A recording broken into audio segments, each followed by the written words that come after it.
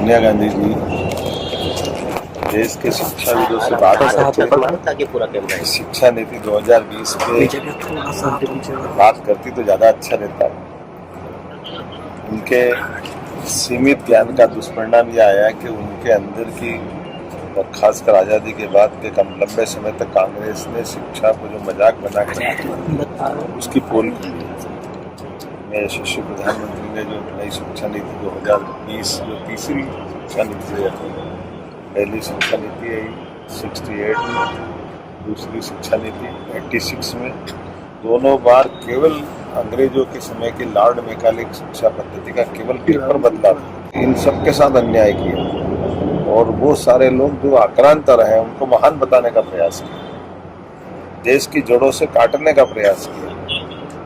ये पहली बार हो रहा है कि हमारी शिक्षा नीति में हम अपने आराध्य को भी स्मरण कर सकते हैं। शिक्षा नीति के भरोसे से हम केवल बेरोजगार की डिग्री नहीं देना, 2 डिग्री पढ़ना चाहे 2 पढ़े, 3 पढ़ना चाहे 3 पढ़े, पिता दादा और पोता तीनों पढ़ना चाहे तो हमारे यहाँ पढ़ने की लिमिट अनलिमिट थी। और ये 1857 के पहले दुनिया का सबसे साक्षर देश कोई था तो भारत था, लेकिन अंग्रेज और खासकर बाद में कांग्रेस ने इस चीज़ को नज़रअंदाज करा और बेरोजगारों की खोज बढ़ाने का काम किया।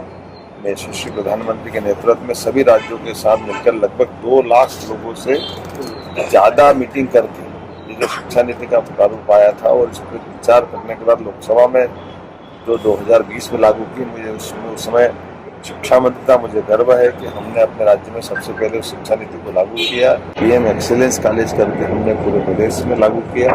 आज 55 जिले में पीएम एक्सीलेंस कॉलेज है, जिसके माध्यम से हम अपनी शिक्षा नीति के उन दायरों को, जिसमें खेल को भी हमने एक तरह से पाठ्यक्रम का हिस्सा बनाया।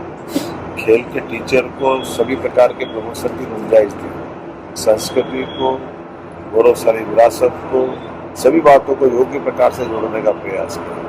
मैं बड़े दुर्भाग्य के साथ कहना पड़ रहा हूँ कि श्रीमती सोनिया गांधी जी ने एक तरह से ये सारे विद्वानों का मानकोल उठाया है, उनको माफ़ी मांगना चाहिए। उनको कोई समझदार से लेकर लिखवाती तो अच्छा रहता, किसी और नादान से लिखवा कर उन्होंने जो अपना ज्ञान बताने का प्रयास किया, ये